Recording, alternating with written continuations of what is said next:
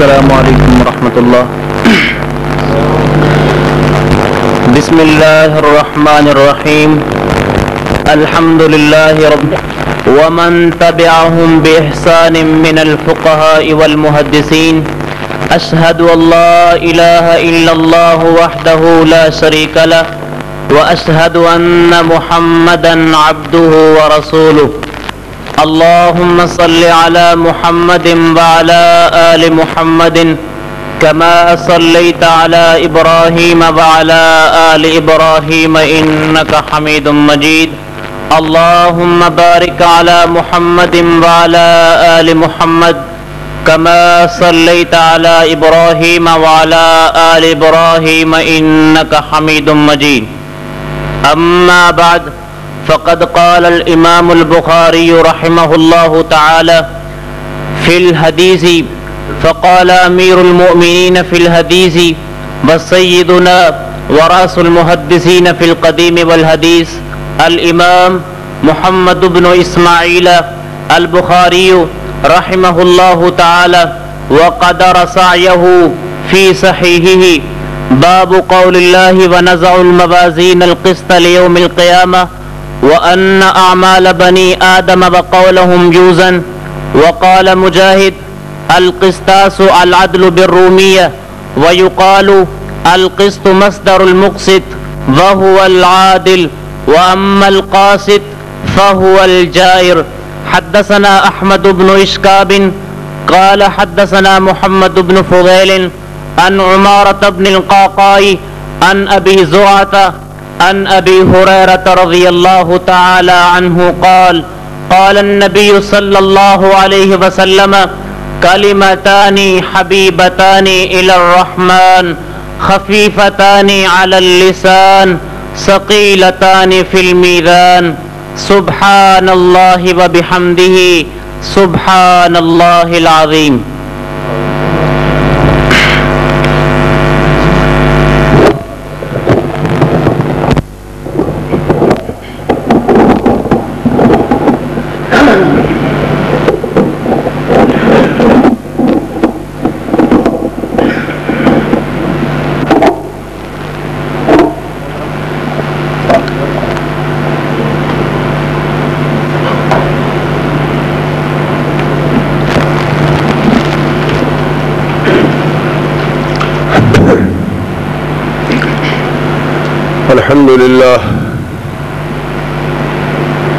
الحمد لله حمدا كثيرا طيبا مباركا فيه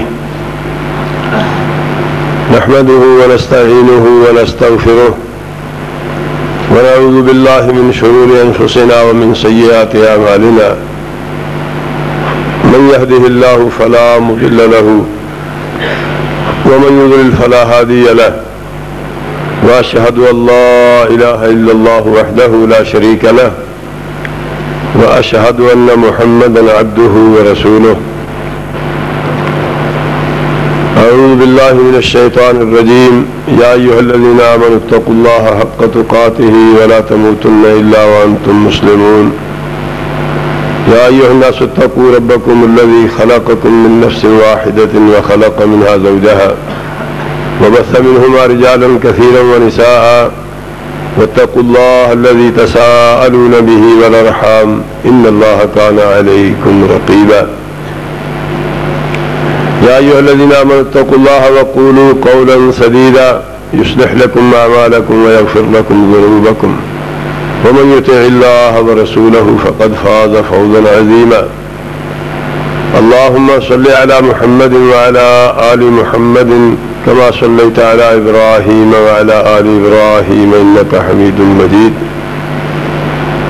اللهم بارك على محمد وعلى آل محمد كما باركت على إبراهيم وعلى آل إبراهيم إنك حميد مجيد. أما بعد فقد قال الإمام البخاري رحمه الله تعالى باب قول الله تعالى ونضع الموازين القسط ليوم القيامة وأن أعمال بني آدم وأقوالهم توزن. وقال مجاهد القسطاس والعدل بالرومية ويقال القسط مصدر المقسط وهو العادل وأما القاسط فهو الجائر. قال حدثنا أحمد بن إشكاب قال حدثنا محمد بن خزيل عن عمارة بن القعقاع عن أبي زرعة عن أبي هريرة رضي الله تعالى عنه قال قال النبي صلى الله عليه وسلم كلمتان حبيبتان إلى الرحمن خفيفتان على اللسان ثقيلتان في الميزان سبحان الله وبحمده سبحان الله العظيم رب اشرح لي صدري ويسر لي امري واحلل عقدة من لساني يفقهوا قولي اللهم انفعنا بما علمتنا وعلمنا ما ينفعنا وزدنا علما ربي اعوذ بك من همزات الشياطين واعوذ بك ربي ان يحضرون. اللہ رب العزت والجلال کی حمد و ثنا جیسے اس کی شان کے شایع ہے، جیسے اس کی عظمت اور جلال بڑائی اور کبریائی کے لائق ہے. صلاۃ و سلام سیدنا و سید الاولین والآخرین امام الانبیاء والمرسلین شفیع المذنبین سیدنا و سید ولد آدم جناب محمد الرسول اللہ صلی اللہ علیہ وسلم کی ذات گرامی پر حمد و ثنا صلاۃ و سلام کے بعد قابل صد احترام علماء کرام، طلباء عزیز اور سامعین محترم، السلام علیکم ورحمۃ اللہ وبرکاتہ.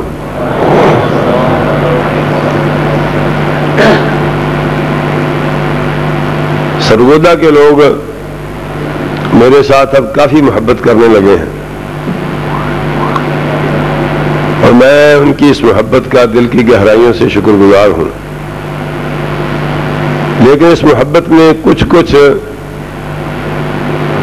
خانی اور پٹھانی جراثیم بھی محسوس ہوتے ہیں. بزرگ آ گئے ہیں، اب ان کی خدمت کی جائے گی، ان کو پالا پوسا جائے گا، پھر ان کو شہید کر کے یہیں دفن کیا جائے گا، واپس نہیں جانے دیا جائے گا. یہ محبت کی انتہا ہے. تو ہمارے یہ سرگودے کے دوست بھی ایسے ہی کرنے لگے ہیں. اب بلا تاخیر ان کو دعوت دیتے ہیں، ان سے پہلے بس فلاں صاحب تشریف لاتے ہیں. اب پھر بلا تاخیر ان کو دعوت دے رہے ہیں، اب ان سے پہلے ذرا مختصر سی گفتگو فلاں صاحب کریں گے. بہرحال جزاہم اللہ خیرا ثم جزاہم اللہ خیرا. ابھی تھوڑے دن پہلے وہ کانفرنس میں بھی یہی صورتحال تھی. تو ویسے بھی شیروں کا کام رات کو ہوتا ہے، بکریوں کا کام تو دن کو ہوتا ہے. اللہ احکم الحاکمین شیروں کو بکریوں کے مسائل سمجھنے کی توفیق عطا فرمائے. حضرات گرامی، محترم حافظ ثناء اللہ زاہدی صاحب گفتگو کر رہے تھے. جہاں انہوں نے گفتگو ختم کی میں وہیں سے آگے چلاتا ہوں. اللہ تعالیٰ سے دعا ہے احکم الحاکمین حق کہنے، سچ کہنے اور خیر کہنے کی توفیق عطا فرمائے، اور کوئی ایسا کلمہ زبان سے نہ نکلوائے جو میرے اور آپ کے لیے دنیا اور آخرت میں کسی وبال یا نقصان کا باعث ہو. زبان اللہ کے ہاتھ میں ہے، وہی چلاتا ہے، وہی روکتا ہے، اور ہم اس کا اعتراف کرتے ہیں اور اس سے دعا مانگتے ہیں کہ ہماری زبان بہتر طریقے سے ہی چلائے. سیدنا حضرت محمد الرسول اللہ صلی اللہ علیہ وسلم کی ذات گرامی پوری کائنات کی چیدہ و برگزیدہ شخصیت ہے، اس میں کسی کو اختلاف نہیں ہے. اور یہ آپ کی بزرگی اور آپ کا مقام و مرتبہ، آپ کی عزت و عظمت، آپ کے فضائل اور مناقب بے شمار. ایسے اوصاف حمیدہ جو نبی صلی اللہ علیہ وسلم کو باقی انبیاء کرام سے ممتاز کرتے ہیں، کسی اور کے ساتھ تو تقابلی کیا ہے، جو باقی انبیاء کرام سے ممتاز کرتے ہیں، وہ علماء کرام نے کتاب و سنت سے 100 سے زیادہ گنے، مختلف احادیث سے اور قرآن کریم سے. صلی اللہ علیہ وسلم نبی علیہ الصلوۃ والسلام کے جو بے شمار مقامات اور فضائل ہیں اور مناقب ہیں، اور اللہ کی طرف سے اعزازات ہیں، اللہ کی طرف سے آپ کی تکریم اور تشریف ہے، ان میں سے ایک تقریم آپ کی اللہ احکم الحاکمین نے آپ کی امت کے ذریعے بھی کی ہے،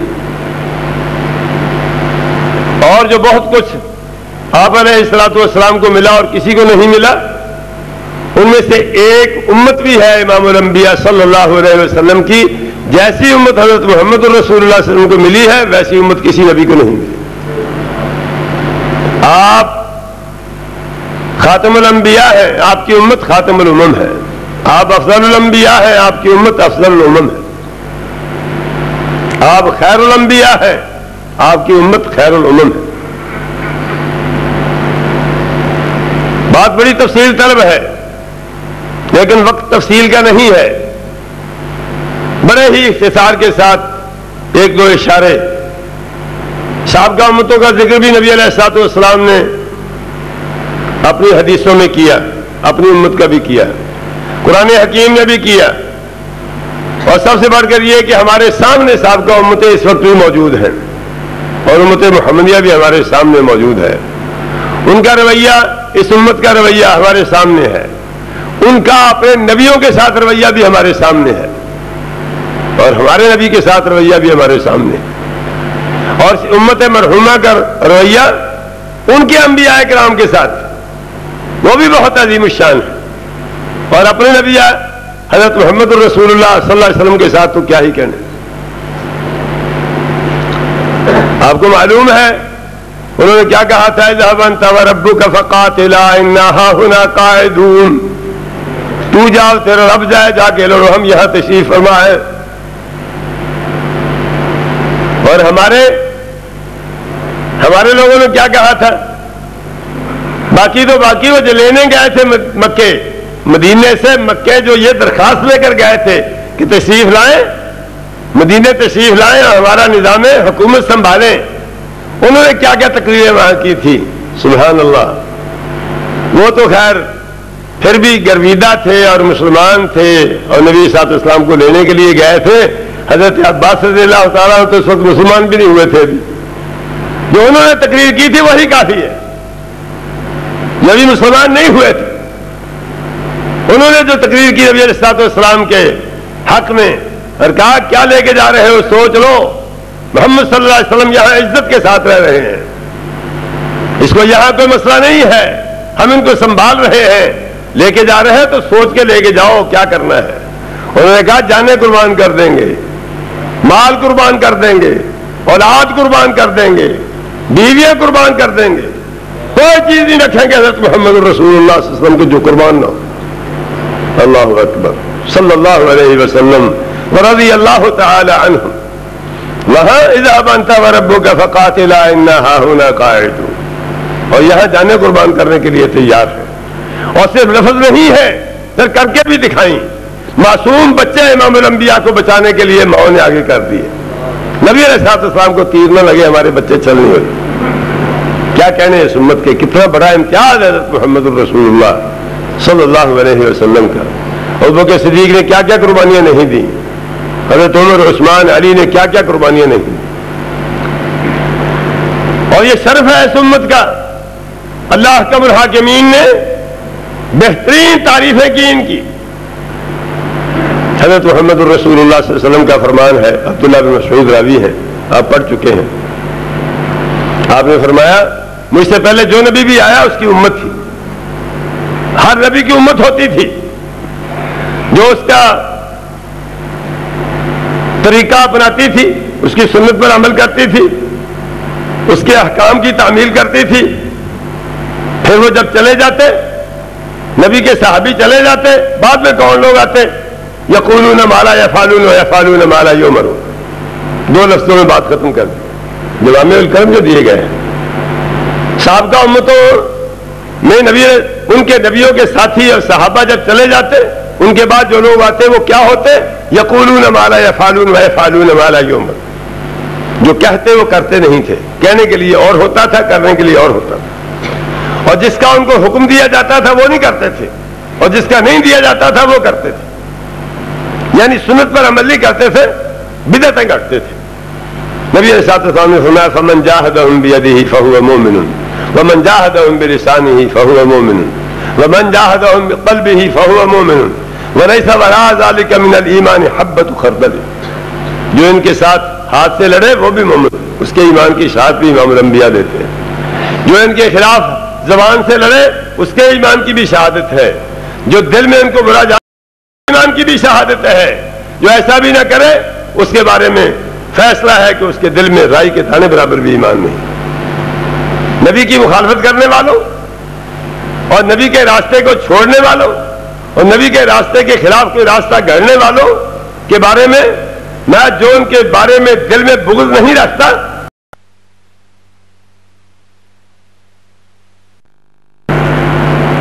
اور اس امت کا یہ بھی بڑا امتیاز ہے، اللہ تعالیٰ نے جہاں اس کے نبی کا ذکر صاحب کا کتابوں میں کیا، اس امت کا بھی ذکر کیا اللہ تعالیٰ.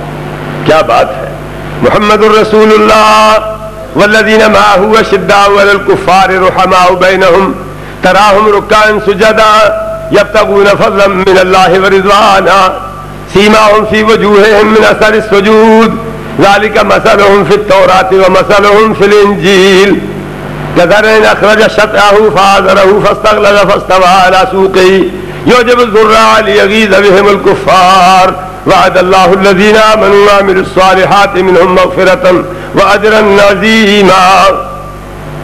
محمد کریم علیہ الصلوۃ والسلام اور ان کے ساتھی محمد اللہ کے رسول ہیں، ان کے ساتھی آپس میں نرم دل ہیں، محبت کرنے والے ہیں، رحمت کا رویہ اختیار کرنے والے ہیں اور دشمنوں کے خلاف سخت ہیں.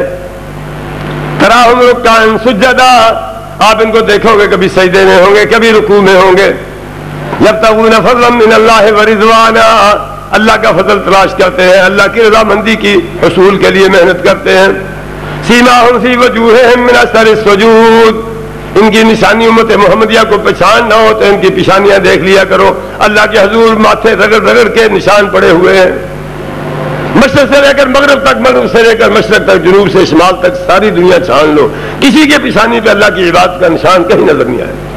صرف یہی امت ہے جس کی پیشانی پہ اللہ کی عبادت کے نشان نظر آتے ہیں.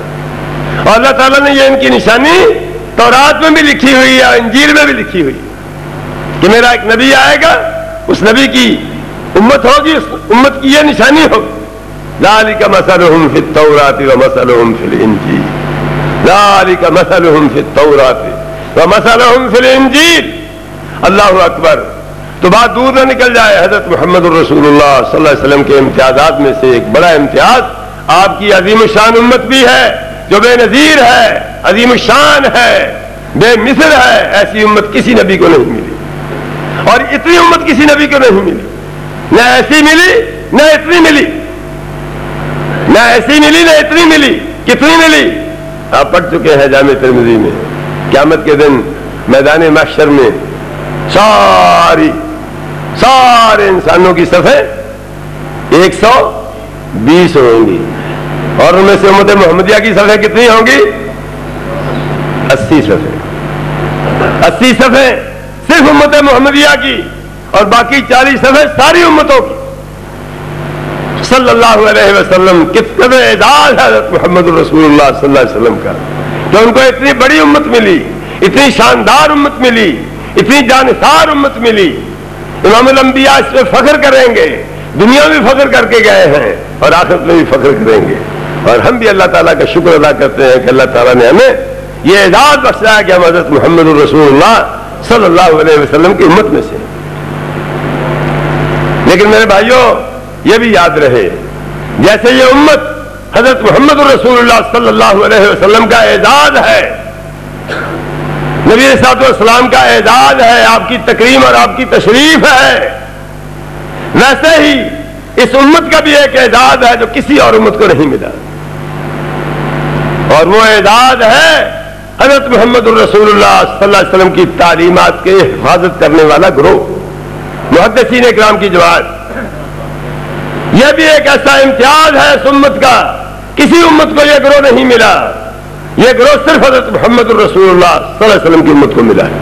وہ جو میں نے آپ کو حدیث سنائی اس کا یہی مفہوم بنتا ہے کہ صحابی جاتے تو معاملہ بگڑ جاتا تھا، صحابی جاتے تو معاملہ بگڑ جاتا تھا، نبی کی تعلیمات بدل دی جاتی تھیں. اپنے نبی کی حدیثیں تو محفوظ کرنا دور کی بات ہے، آسمانی کتاب کو بھی نہیں چھوڑتے تھے. انا انزلنا التوراۃ فیہا ھدی ونور یحکم بها النبیون الذین اسلموا للذین ھادوا والربانیون والاحبار بما استحفظوا من کتاب اللہ. ان کی ذمہ داری لگائی گئی تھی کہ اللہ کی کتاب محفوظ رکھنی ہے، یہ ان کی ذمہ داری تھی. انہوں نے اس ذمہ داری کو ادا کرنے کی بجائے ساری کتاب بدل ڈالی، ساری کتاب بدل ڈالی، اس میں سے توحید نکال کے شرک ڈال دیا. لیکن مولا کریم کا کرم ہے اس امت پر، اس نبی پر، کہ سارا کچھ کر لیا، توحید نکال کے شرک ڈال دیا، لیکن محمد رسول اللہ کا ذکر نہیں نکال سکے. وہ اب بھی موجود ہے اور نہ کبھی نکال سکیں گے. اس وقت بھی امام الانبیاء کا ذکر تورات میں بھی موجود ہے، انجیل میں بھی موجود ہے. آپ روز کسی نہ کسی کتاب میں کسی نہ کسی مضمون میں پڑھتے رہتے ہیں، اس کی وضاحت کی تو گنجائش نہیں ہے. امام الانبیاء کا ذکر آج بھی موجود ہے. وہ اپنی آسمانی کتابوں کو محفوظ نہیں رکھ سکے، اپنے نبی کی حدیثوں کو محفوظ رکھنا تو بڑی دور کی بات ہے. اس لیے کہ وہ جماعت، وہ گروہ، وہ مقدس جماعت اور وہ مقدس گروہ جو حضرت محمد الرسول اللہ صلی اللہ علیہ وسلم کی امت کو ملا ہے، محدثین کی جماعت، یہ کسی امت کو نہیں ملا. فقہا بڑے تھے سابقہ امتوں میں، فقہا سابقہ امتوں میں موجود تھے، لیکن محدثین موجود نہیں تھے. یہ حدیث بتاتی ہے صاف صاف کہ محدثین نہیں تھے، فقہا موجود تھے. اس کی کیا دلیل ہے؟ ایک تو دلیل وہی ہے جو کتابوں کا حلیہ بگڑا ہوا ہے، یہ انہی کا کام ہے، یہ وہی کر سکتے ہیں، ہمارے بس کا روگ نہیں ہے. ہم تو پورا یورپ زور لگا کے مر گیا ہے. 200 سال تو ہمارے سامنے ہو گئے ہیں. 200 سال کی محنت کے نتیجے میں آج تک حدیث نبوی کے ذخیرے میں ایک حدیث کا اضافہ نہیں کر سکے، اور نہ کوئی ایسی حدیث جس کو محدثین نے صحیح کہا ہو. یورپ کے مستشرقین اور اسلام کے دشمن ساری محنتیں، حکومتوں کا زور لگانے کے باوجود کسی ایک حدیث کو بھی مشکوک نہیں کر سکتے. ایک حدیث بتا دیں آپ جس کو تمام محدثین نے صحیح کہا ہو، اور ان کی 200 سالہ محنت کے نتیجے میں آج وہ مشکوک ہو گئی، ایک حدیث بھی نہیں ہے. یہ کس کا کام ہے؟ یہ اس رہے سہے زمانے کا، اس ہمارے جیسے گٹیا لوگوں کے زمانے کا عالم ہے. بخاری، مسلم، ابو داؤد، ترمذی، نسائی کے زمانے میں کوئی کیا کر لے گا؟ سوال ہی پیدا نہیں ہوتا. یہ اس دور کا فقیر بھی یہ کام نہیں کرنے دیتا. کہیں مصنف ابن ابی شیبہ میں تھوڑی سی گڑبڑ کرتے ہیں تو شاہ صاحب سانگلے حل سے نکلاتے ہیں، اپنے اس کا حساب دیتے ہیں، پول کھول کے رکھ دیتے ہیں. ابو داؤد میں کہیں گڑبڑ ہوتی ہے اور بہت بڑے اونچے مرکز کے اندر بیٹھ کر ہوتی ہے، پوری دنیا کے اندر ان کے مقدس ترین مرکز میں بیٹھ کر ہوتی ہے. ابو داؤد نے تحریف کی ہے وہ دارالعلوم دیوبند میں ہوئی ہے، اور اس کا کلا کما کرنے کے لیے، پول کھولنے کے لیے اللہ رب العزت نے وہ جنگل میں بیٹھے ہوئے مولانا سلطان محمود صاحب رحمۃ اللہ علیہ کو توفیق عطا فرمایا. تار بہت بکھیر کے رکھ دیا، پردے چاک کر کے رکھ دیے، منہ کالا کر کے رکھ دیا. کوئی جواب نہیں دے سکے آج تک، کبھی دیں گے اللہ کے فضل و کرم. وہ اللہ کے چوکیدار بھی کبھی ناکام ہو سکتے ہیں، رسول اللہ کے چوکیدار بھی کبھی ناکام ہو سکتے ہیں، اللہ اس کے رسول کے دین پر ڈاکہ ڈالنے والا بھی کبھی کامیاب ہو سکتے ہیں، اور جس کی حفاظت کا ذمہ اللہ نے لیا ہو اس میں بھی کچھ کر سکتا ہے کوئی. انا نحن نزلنا الذکر وانا له لحافظون. مولا نے امام الانبیاء کو جو دیا اس کی حفاظت کا ذمہ بھی لیا، اور امام الانبیاء کی حفاظت کا ذمہ بھی لیا. یا ایھا الرسول بلغ ما انزل الیک من ربک وان لم تفعل فما بلغت رسالتہ واللہ یعصمک من الناس. اے محمد صلی اللہ علیہ وسلم، بے فکر ہو کر آپ دین پہنچا دیجئے، یہ آپ کی ذمہ داری ہے، اسے ادا کیجئے. باقی رہ گیا آپ کا مسئلہ، واللہ یعصمک من الناس، اللہ تجھے دنیا سے محفوظ رکھے گا، تیرا کچھ نہیں بگاڑ سکے.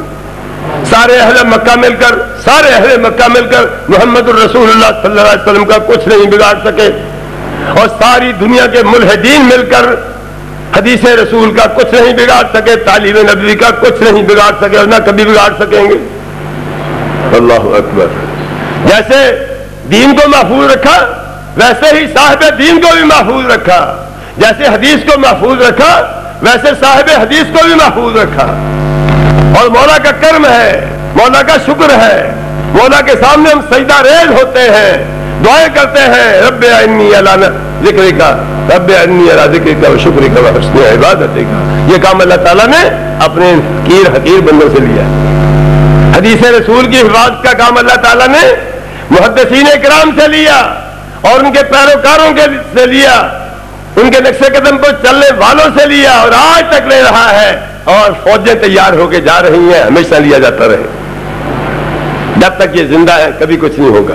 اور یہ کب تک زندہ رہیں گے یہ بھی بتا دیا حضرت محمد رسول صلی اللہ علیہ وسلم. قیامت آ جائے گی یہ زندہ رہیں, بلکہ قیامت کو روکا ہی انہوں نے ہے, قیامت کو روکا ہوا ہے انہوں نے. یہ میں اپنے بات سے نہیں کہہ رہا, یہ مذاق کی بات نہیں ہے. اللہ اکبر. تکاد السماوات يتفطرن منه وتنشق الارض وتخر الجبال هدا ان دعوا للرحمن ولدا وما ينبغي للرحمن ان يتخذ ولدا ان كل من في السماوات والارض الا آتي الرحمن عبدا لقد احصاهم وعدهم عدا. یہ ساری دنیا جو کچھ کر رہی ہے, اللہ رب العزت کی گستاخیاں شرک کے ذریعے جو ہو رہی ہے, اگر اللہ تعالیٰ کو غصہ آئے تو آسمان ٹوٹ پڑے اور زمین پھٹ جائے, آسمان ٹوٹ پڑے زمین پھٹ جائے تو کون بچے گا؟ قیامت آ جائے. اس قیامت کو کنہوں نے تھاما ہوا ہے؟ حضرت محمد الرسول اللہ صلی اللہ علیہ وسلم فرماتے ہیں لا تقوم الساعة ولا أحد يقول الله الله لا تقوم الساعة ولا أحد يقول لا إله إلا الله. اس وقت تک قیامت نہیں آئے گی جب تک دنیا کے اندر ایک آدمی بھی لا الہ الا اللہ کہنے والا, اس کو ماننے والا, اس کو جاننے والا, اس کو سیکھنے والا, اس کو سکھانے والا, اس پر عمل کرنے والا, اس کا نام بلند کرنے والا, اس کا علم بلند کرنے والا ایک آدمی بھی جب تک دنیا کے اندر موجود ہے قیامت نہیں آئے گی. اس کا مطلب تو سیدھا سا ہے, جب تک کوئی کھرا اور مخلص موحد دنیا کے اندر موجود ہے قیامت نہیں آئے گی. تو قیامت تو انہوں نے تھامی ہوئی ہے, جب یہ نہ رہے قیامت آ جائے گی. نبی صلی اللہ علیہ وسلم بھی فرما گئے ہیں لا تزال طائفۃ من امتی منصورین علی الحق. ایک گروہ ہمیشہ قائم رہے گا, ایک گروہ طائفہ منصورہ قائم رہے گا. امام بخاری رحمۃ اللہ علیہ فرماتے ہیں وہم اہل العلم, اس سے مراد اہل علم ہے. کوئی اس خشفہمی میں مبتلا نہ ہو کہ اہل علم تو ہم بھی ہیں. علم کیا ہوتا ہے؟ العلم ما قال اللہ وقال رسولہ. علم تو قرآن حدیث کا نام ہے, باقی علم کوئی نہیں. ویسے ہی دعوے ہیں. ویسے تو ہر آدمی عالم ہوتا ہے, ہر آدمی عالم ہوتا ہے. وہ جو نالیاں صاف کرتا ہے وہ بھی نالیاں صاف کرنے کا علم رکھتا ہے تو صاف کرتا ہے. ہم تو نہیں صاف ہوتا. جو دیواریں بناتا ہے اس کو علم ہے تو دیواریں بناتا ہے. کسی پروفیسر کو لے آئے, کسی ڈاکٹر کو لے آئے, یہ ٹائلیں لگا لے گا؟ نہیں لگیں گی. یہ علم کا کام ہے, جس کا کام ہے وہی کرے گا. علم تو بہت ہے, لیکن جب مطلق علم کہا جائے, علم کے ساتھ کوئی صلہ نہ لگایا جائے, علم کے ساتھ کوئی صلہ نہ لگایا جائے, کسی کی طرف نسبت نہ ہو, صرف علم کہا جائے تو اس سے مراد قرآن حدیث کا علم ہوتا ہے. باقی کوئی علم نہیں, سب فن ہے, ہنر ہے. اسی لیے امام بخاری رحمۃ اللہ علیہ فرماتے ہیں میں نے 1080 استادوں سے حدیثیں لی ہیں, 1080 محدثین سے حدیثیں لی ہیں. ان میں ایک بھی ایسا نہیں تھا جو عالم نہ ہو. عالم سے مراد کتاب و سنت کا عالم نہ ہو. علم اس زمانے میں کہا ہی سے جاتا تھا, کتاب و سنت کو کہا جاتا تھا. بہت ساری چیزیں ایسی ہوتی ہیں. قرآن کریم بھی یہی کہتا قال الذین اوتوا العلم ویلکم ثواب اللہ خیر لمن آمن. وہاں دعویٰ تو اس نے بھی یہی کیا تھا نا, انما اوتیتہ علی علم عندی. قانون نے یہی کہا تھا نا, میں نے یہ کمائی تو علم کے ذریعے کی ہے. وہ بھی اپنے آپ کو عالم سمجھتا تھا عالم اس لیے تو اتنا کما لیا تھا. لیکن اللہ نے فرمایا قال الذین اوتوا العلم ویلکم ثواب اللہ خیر لمن آمن وعمل صالحا. اہل علم نے کہا جن کو اللہ نے علم عطا کیا تھا. علم سے مراد ایمان ہے, کتاب و سنت کا علم ہے, وحی الہی کا علم ہے. اس کے سوا کوئی علم نہیں ہوتا. بندہ سمجھتا رہے تو اس کی مرضی ہے, کوئی فرق نہیں پڑتا. اس کا علم صرف کتاب اللہ اور سنت رسول اللہ کا علم ہے. بالکل ویسے ہی جیسے نعمت, جب کوئی صلہ نہ آئے نعمت کے ساتھ, جب کوئی نسبت نہ آئے تو پھر نعمت سے مراد نعمت ایمان ہوتی ہے. الیوم اکملت لکم دینکم واتممت علیکم نعمتی. جب مطلق نعمت ذکر ہو تو اس سے مراد نعمت ایمان اور نعمت اسلام ہوتی ہے. جب مطلق علم کا ذکر ہو تو اس سے مراد کتاب اللہ سنت رسول اللہ کا علم ہوتا ہے، باقی کوئی مطلق علم نہیں ہے، اس میں کوئی اچھائی کا پہلو بھی ہو سکتا ہے، برائی کا پہلو بھی ہو سکتا ہے۔ تو میں یہ کر رہا تھا محدثین کرام جیسے حضرت محمد الرسول صلی اللہ علیہ وسلم کا اعزاز امت محمدیہ ہے، ویسے امت محمدیہ کا اعزاز محدثین کرام کی جماعت رحمہ اللہ تعالی رحمۃ واسعہ۔ اور میں یہ عرض کر رہا تھا کہ سابقہ امتوں میں فقہاء موجود تھے، اس کی بڑی دلیل یہ ہے، معلوم نہیں ہے آپ نے کوئی جائزہ لیا ہے، مطالعہ کیا ہے، صورتحال جانتے ہیں یا نہیں جانتے، پتہ ہے تورات انجیل صرف تبرک کے لیے ہے، ختم درود کے لیے ہے، الماریوں میں سجانے کے لیے ہے، اور صرف تبرک کے ساتھ پڑھنے کے لیے ہے، اور کسی کا عمل کے لیے نہیں ہے۔ ہمیں بھی یہی کہا جاتا ہے نا، جو قرآن حدیث براہ راست پڑھے گا بزرگوں کے بغیر وہ گمراہ ہو جائے گا، تو جو قرآن حدیث سے گمراہ ہوتا ہے پھر اس کی ہدایت کو کوئی طریقہ ہے؟ من یضلل اللہ فما لہ من ہاد من یجعل اللہ لہ نورا فما لہ من نور بل لم یجعل اللہ لہ نورا فما لہ من نور۔ جو قرآن سے گمراہ ہو جائے، حدیث سے گمراہ ہو، پھر اس کی ہدایت کا کوئی طریقہ ہے دنیا کے اندر؟ ہم سب یہی کہا جاتا ہے کہ فقہ کے بغیر قرآن حدیث پڑھو گے تو گمراہ ہو جاؤ گے۔ اس سے پڑھنا ایسے ہے، عمل اس سے پوچھ کے کرنا ہے، قرآن پڑھنا ہے، حدیث پڑھنی ہے، لیکن اپنے ائمہ سے پوچھنا ہے حضور یہ حدیث ہے نبی صاحب کی، اس پر عمل کر لیں کہ نہ کریں؟ وہ اجازت دیں تو عمل کر لیں، وہ اجازت نہ دیں تو نہ عمل کریں۔ اب بتائیں بڑا کون ہے، نبی کے امام؟ یہ حقیقت ہے، صاف صاف لکھا کتابوں میں، امام شافعی کی یہ دلیل ہے، لیکن ہمارا فتویٰ امام ابو حنیفہ کے قول پر ہے، وہ حدیث ہوتی ہے، فتویٰ دوسرے قول پر ہوتا ہے۔ اور پھر غلط فہمی، ایسی احمقانہ غلط فہمی، سمجھتے ہیں کہ ہم عالم زیادہ ہیں، سمجھتے ہیں ان کے پاس تو قرآن کا علم ہے اور حدیث کا علم ہے، اور بس ان کا علم تو یہاں ختم ہو گیا اور ہمارا علم آگے بڑھ گیا، ہمارے پاس فقہ کا علم بھی ہے، ہمارے پاس 3 درجے علم کے ہیں، ان کے پاس 2 درجے ہیں علم کے صرف۔ اب واضح ہے اور بھی کئی درجے ہوں گے، اللہ تعالیٰ ہمیں ایسے علم سے محفوظ رکھے، ہمیں توفیق عطا فرمائے کہ کتاب اللہ سنت رسول اللہ کو اپنے لیے کافی سمجھے۔ اللہ کا شکر ہے اللہ نے ان سے بھی بچایا ہوا ہے جو کہتے ہیں حسبنا کتاب اللہ، قرآن ہی کافی ہے، حدیث کی ضرورت نہیں ہے۔ اللہ نے ان سے بھی بچایا ہوا ہے کہ قرآن اور حدیث کافی نہیں ہے، ساتھ کچھ اور بھی ہونا چاہیے۔ اللہ تعالیٰ نے اعتدال کا راستہ دیا ہوا ہے، امت جو امت وسط ہے، کنتم خیر امت اخرجت للناس امت وسطا، امت وسط ہے، اور طریقہ کار بھی اللہ کے فضل و کرم سے وسط ہے۔ تو میں یہ کر رہا تھا کہ ان کا اگر جائزہ لینا ہو تو تورات اور انجیل صرف تبرک کے لیے ہے، تقدس کے لیے ہے، عمل کے لیے نہیں ہے، عمل کے لیے تالمود ہے، عمل کے لیے تلمود ہے۔ وہ کہتے ہیں تلمود انجیل کا خلاصہ ہے، تورات کا خلاصہ ہے، جیسے ہم سے کہا جاتا ہے کہ فقہ قرآن حدیث کا خلاصہ ہے۔ تو میں نے ایک گفتگو میں کئی دوستوں نے شاید سنی بھی ہو، کہا کہ قرآن حدیث کی بات کریں، کہتے ہیں فقہ بھی تو قرآن حدیث سے نکلی ہوئی ہے۔ ٹھیک ہے نکلی ہوئی تو ہے، لیکن فقہ نکلنے کے بعد قرآن حدیث بیکار ہو گیا۔ کہتے ہیں قرآن حدیث سے استدلال کرنا، اس کو سمجھنا ہر کسی کا کام تو نہیں، ریڑھی والے کا کام تو نہیں ہے۔ بلکہ بالکل صحیح ہے، ریڑھی والے کا کام تو نہیں، تو آپ ریڑھی لگاتے ہیں، میں تو ریڑھی لگاتا۔ عالم دین گفتگو کر رہا ہے، کہتا قرآن حدیث سے مسائل استنباط کرنا ہر کسی کا کام تو نہیں ہے، ریڑھی والا تو یہ کام نہیں کر سکتا۔ میں نے کہا آپ ریڑھی والے ہیں، آپ تو عالم دین ہیں، بات ریڑھی والوں کی نہیں ہو رہی، بات اہل علم کی ہو رہی ہے۔ ان کو یہ غلط فہمی ہو گئی ہے کہ ہم نے اس سے خلاصہ نکال لیا ہے، اب یہ ختم درود کے لیے رہ گئے ہیں، عمل کے لیے فقہ ہے۔ یہی نقطہ نظر ان کا ہے، عمل کے لیے تلمود ہے، اسی پر عمل ہوتا ہے، آسمانی کتاب پر عمل نہیں ہوتا، وہ صرف تبرک کے لیے ہے، تقدس کے لیے ہے۔ اسی مصیبت میں ہماری امت کے ہمارے دوست مبتلا ہو گئے، اور ساتھ فخر بھی ہے۔ حیرانی ہوتی ہے فخر پر کہ کون سا فخر ہے، کوئی ایسا مسئلہ زندگی کا، کوئی ایسا معاملہ جس میں ہمیں ان کے پاس جانا پڑتا ہو۔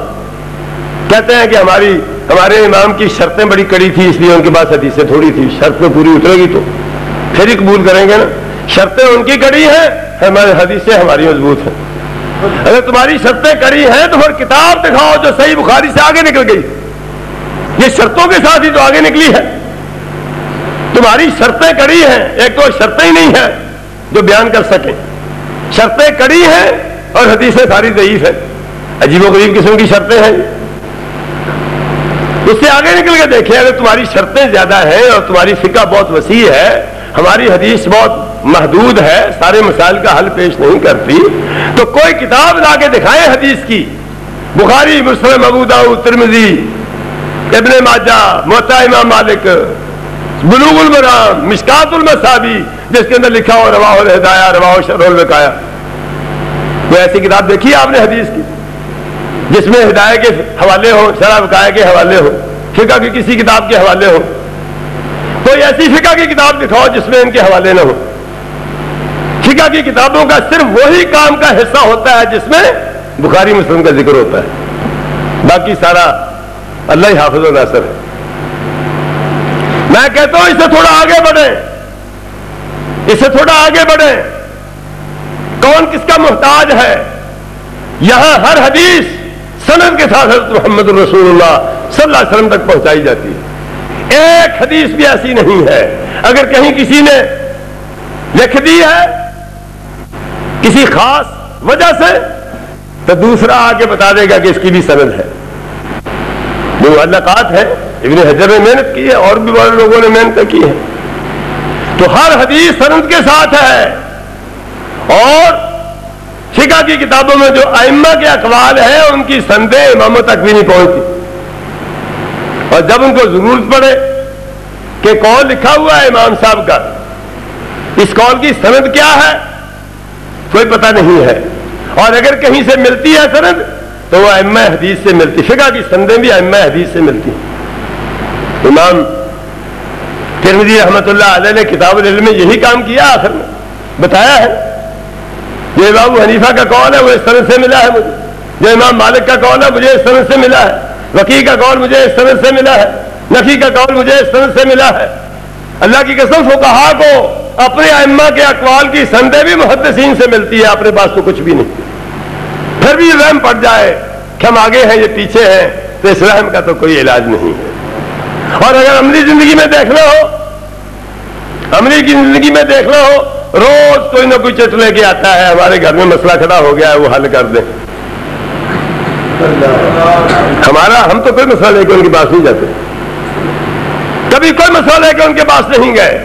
ہمارے پاس اوسطاً ہر ہفتے میں 3-4، میرے پاس، میرے جیسے کم علم کے پاس ہر ہفتے میں 2-3 ضرور آتے ہیں مسئلہ حل کرنے کے لیے. اور بعض اوقات اپنے علماء کے رکے لے کے آتے ہیں کہ ان کا مسئلہ حل کر دیں. ایک ہمارے دوست ہوتے تھے، فوت ہو گئے ہیں، کہتے میں نے وہ طلاق فضولی دے دی ہے اور ہمارے علماء کے پاس تو اس کا کوئی حل نہیں ہے. اور میری عمر ہو گئی ہے 45 سال، شادی ہو نہیں رہی، کوئی حل نکالیں. طلاق فضولی ہوتی ہے جس سے میں شادی کروں اس سے طلاق، اب پکی طلاق ہوگی، جو بھی آئے گی اس کو طلاق، جو بھی آئے گی اس کو طلاق. بیٹھا ہے سر. کہتے ہمارے ایک استاد تھے، انہوں نے اس کا حل نکالا تھا لیکن وہ فوت ہو گیا، حل بھی ساتھ ہی فوت ہو گیا. تو آپ کو حل نکالے. ہم نے کہا ہمارے پاس تو اس کا حل بہت آسان ہے. کیا کہ یہ بات ہی فضول ہے، فضول بات کے حل کی کیا ضرورت ہوتی ہے؟ بات ہی فضول ہے، طلاق جو فضولی ہے تو بات ہی فضول ہے، فضول بات کا کیا حل نکالے؟ اس کا حل یہی ہے کہ یہ فضول ہے، آپ سمجھ لیں کہ یہ فضول ہے، اور ساتھ یہ بھی سمجھ لیں کہ سارا کچھ ہی فضول ہے، اکیلی یہی فضول نہیں ہے. اس کا پتہ چل گیا ہے، باقیوں کا پتہ نہیں چلا ہے، سارا کچھ ہی فضول. سو میرے بھائیوں، اس کے باوجود اگر کسی کو یہ غلط فہمی ہو جائے کہ ہمارے پاس زیادہ علم ہے، اللہ کی قسم یہ وہی غلط فہمی ہے جو فلاسفہ کو ہوئی ہمیشہ. بات ساری عقل اور وحی کے تضاد کی ہے، عقل اور وحی کی لڑائی کی ہے. پہلے دن سے جھگڑا چل رہا ہے، پہلے دن یہ جھگڑا ہو گیا تھا. کیا جھگڑا؟ اللہ نے فرمایا سجدہ کرو، فرشتے سجدے میں گر گئے، فرشتے سجدے میں گر گئے. ایک کہنے لگا میں تو نہیں کرتا، کیوں؟ خلقتنی من نار وخلقتہ من طین، میری عقل نہیں مانتی، میں آگ سے پیدا ہوا، یہ مٹی سے پیدا ہوا، آگ مٹی کے سامنے کیسے جھکے؟ میرا قیاس، میرا اجتہاد، میری فہم، میری بصیرت، میری فقہ نہیں مانتی تیرے اس بات کو. مسئلہ تو وہیں کھڑا ہو گیا. عقل اور وحی کی جنگ وہیں لگ گئی. پھر آگے حابیل اور قابیل کا جھگڑا بھی وحی اور عقل کا جھگڑا تھا. شاید آپ نہ جانتے ہو، پوری انسانی تاریخ کے اندر انبیاء اکرام کے مد مقابل ہمیشہ فلاسفہ کھڑے رہے ہیں. فلاسفہ عقل کو وحی پر ترجیح دیتے تھے اور انبیاء کرام وحی کی پیروی کرتے تھے. ہمارے نبی سے بھی یہی کہلوایا گیا قل ما كنت بدعا من الرسل وما ادري ما يفعل بي ولا بكم ان اتبع الا ما يوحى الي وما انا الا نذير مبين.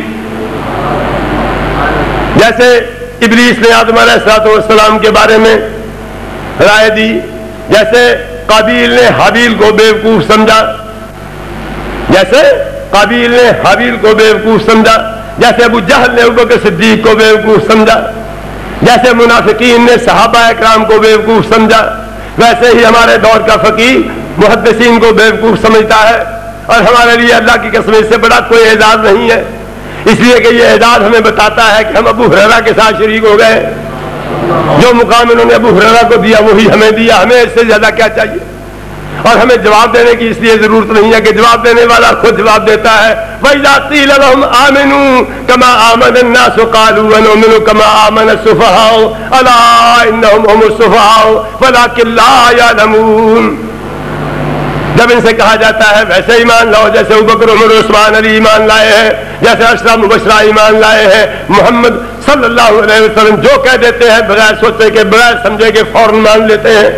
کہتے کہ ایسے ایمان لے آئے جن کو اپنے مفادات کا ہی پتہ نہیں ہے، نبی کے پیچھے جانیں قربان کر رہے ہیں، سوچتے نہیں ہیں کون سی بات ماننے والی ہے کون سی نہ ماننے والی ہے، فقاہت سے کام نہیں لیتے، اجتہاد سے کام نہیں لیتے، سوچ سے کام نہیں لیتے، حدیثوں کو پرکھتے نہیں ہیں، محمد کریم علیہ السلام کی ہر بات مانتے چلے جاتے ہیں. ہم تو یہ بیوقوفی نہیں کر سکتے، انہوں نے ان کو بیوقوف، وہاں سے آسمان سے وحی آ گئی الا انہم هم السفہاء ولکن لا یعلمون. جو میرے ابوبکر عمر کو بیوقوف کہے میں کہتا ہوں وہ بیوقوف ہے. سيقول السفهاء من الناس ما ولاهم عن قبلتهم التي كانوا عليها قل لله المشرق والمغرب يهدي من يشاء الى صراط مستقيم. ادھر ان کا کہ نماز پڑھتے تھے، کوئی قیاس نہیں چاہتا، کوئی اجتہاد نہیں بتا رہا کہ اس کو بدلنا چاہیے، کوئی حرج نہیں ہے، یہ بھی قبلہ ہے وہ بھی قبلہ ہے، بدلنے کی کیا ضرورت پڑی ہے؟ اس متبعین اللہ کے بندے ہیں، اولیاء اللہ ہیں، متبعین کتاب و سنت ہے، عقل کے پجاری شیطان کے پجاری ہے. تمام فلاسفہ نے یہی سمجھا. وہ کہتے تھے کہ جو علم انبیاء کے پاس ہے وہ تو فلاسفہ کے پاس ہے. اب نبی تو علم چھپاتا نہیں ہے، جو ہوتا ہے بتا دیتا ہے، جو ہوتا ہے بتا دیتا ہے، وہ تو ہمارے پاس آ گیا. لیکن جو علم فلاسفہ کے پاس ہے وہ نبیوں کے پاس نہیں ہے. جو علم فلاسفہ کے پاس ہے وہ نبیوں کے پاس نہیں ہے. وہ علم نبیوں کے پاس کیسے ہو سکتا ہے؟ سارے تو پاگل ہیں. پاگلوں والا علم نبیوں کے پاس کہاں سے آئے گا؟ تنکے کے بارے میں بحثیں کی ہیں، ایک ایک شاہ کے بارے میں بحثیں کی ہیں، ساری عمر رہا کہ اللہ رب العزت کو پہچان نہیں سکے. سمجھتے یہ ہے کہ ہم عقل مند ہیں، سمجھتے یہ ہے کہ ہم عقل مند ہیں. اور بڑے بڑے زندگی کے آخر میں یہی کہتے رہے کاش کہ اس بڑھیا والا اسلام نصیب ہو جائے جسے حضرت محمد الرسول صلی اللہ علیہ وسلم کے دربار میں حاضر کے ایمان قبول کیا. یہ فلسفہ نہیں ملتا تو اچھا تھا، پچھتاتے پائے گئے ہیں. اللہ کا فضل ہے، اللہ کا کرم ہے. ایک بھی محدث، ایک بھی سلفی، ایک بھی سلف صالحین کی پیروی کرنے والا، ایک بھی کتاب اللہ سنت رسول اللہ پر عمل کرنے والا، ان کو ماننے والا آپ کو تاریخ میں نہیں ملے گا جو پچھتایا ہو کاش کہ اس کی بجائے وہ راستہ اختیار کر لیتے. لیکن خلفیت کے امام، مبتدعین کے ائمہ بے شمار پچھتاتے پائے گئے ہیں، زندگی برباد کر دی، کاش کے کتاب و سنت کو مان لیتے. پتہ تو اس دن چلے گا قیامت کے دن جب زندگی برباد ہوئی سامنے آئے گی. دنیا کا پچھتانا تو کچھ بھی نہیں ہے. ان الذين كفروا ينادون لمقت الله اکبر من مقتكم انفسكم استدعون الى الايمان فتكفرون. تمہارا غصہ کیا حیثیت رکھتا ہے، تمہارا پچھتاوا، تمہاری کاش کیا حیثیت رکھتی ہے، تب پتہ چلے گا جب وہاں دربار میں حاضر کر کے پوچھا گیا اے امام الانبیاء آپ کو انہوں نے کیا کہا تھا، آپ کے بارے میں کیا رائے رکھی تھی. نبیوں کو ماننے والے کامیاب ہوں گے، نبیوں کے کیڑے نکالنے والے نامراد ہوں گے. ہیں یہاں بھی لیکن مانتے نہیں ہیں، سمجھتے نہیں ہیں. اللہ رب العزت سمجھ عطا فرمائے. تو آپ یہ کر رہا تھا کہ محدثین کی جماعت ایک ایسا گروہ ہے جو صرف امت محمدیہ کو ملی ہے، کسی اور کو نہیں. فقہاء پہلی امتوں میں موجود تھے، یہی وجہ ہے کہ پہلی امتوں کی آسمانی کتابوں کی سندیں بھی نہیں ملتی، آسمانیوں کی کتابوں کی سندیں بھی نہیں ملتی، اور اس امت کی نبی علیہ السلام کے ایک ایک فرمان کی سند محفوظ ہے۔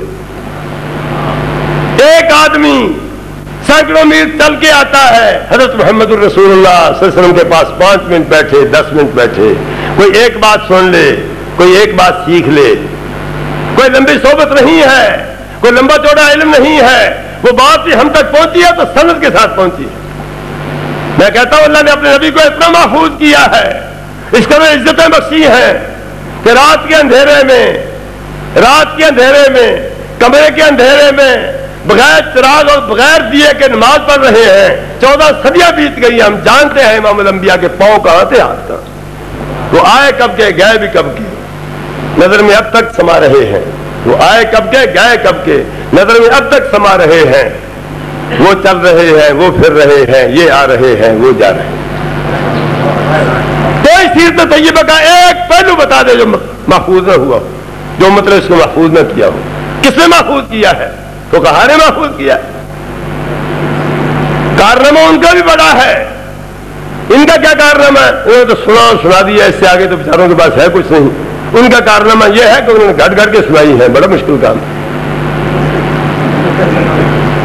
کہتے ہیں شرطیں بڑی کڑی ہیں، دیکھا گیا تو چھا گئے ساری امت پر، جدھر دیکھو بخاری ہو رہی ہے، مسلم ہو رہی ہے، کوئی اس کا حل ہونا چاہیے۔ کتنے ساروں نے مل کر مسانید ابی حنیفہ جمع کی، اور اس کا آغاز موضوع حدیثوں سے ہوتا ہے، اس کا آغاز موضوع حدیثوں سے ہوتا ہے، وہ سراج و امتی سے شروع ہوتا ہے۔ کون ان کو مانگے؟ مصیبت میں پڑے ہوئے کہ ہماری کو کیوں نہیں مانتے، ہم تمہاری مانتے ہیں اور تم نہیں مانتے ہماری۔ اللہ رب العزت زور سے منواتا ہے تم سے، ہمیں کہہ دے تو ہم بھی مان لیں، ہمیں کہہ دے تو ہم بھی مان لیں۔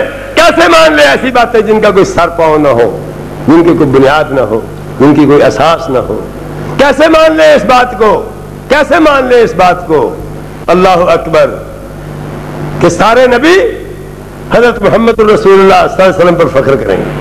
قیامت کے دن سارے نبی حضرت محمد الرسول اللہ صلی اللہ علیہ وسلم پر فخر کریں گے، اور محمد الرسول اللہ صلی اللہ علیہ وسلم ابو حنیفہ پر فخر کریں گے۔ وہ کیسے مان لیں؟ یہ سکے بند کتابوں کے اندر ہے، یہ کوئی ایسی سنی سنائی باتیں نہیں ہیں، وقت نہیں ہے تفصیل کا۔ اس طرح کا بہت کچھ ہے، اس طرح کا بہت کچھ ہے۔ اللہ کا الحاکمین کا فضل ہے، اللہ نے محدثین کرام کی جماعت کو توفیق عطا فرمائی، انہوں نے حضرت محمد الرسول اللہ صلی اللہ علیہ وسلم کی تعلیمات کو محفوظ کیا۔ اور پھر یہ الزام کہ مفہوم کے قائل نہیں ہے، ان کے اندر فقاہت نہیں ہے، ان کے اندر اجتہاد نہیں ہے۔ صحیح بخاری کے ہوتے ہوئے اس بات کی کیا قیمت ہے؟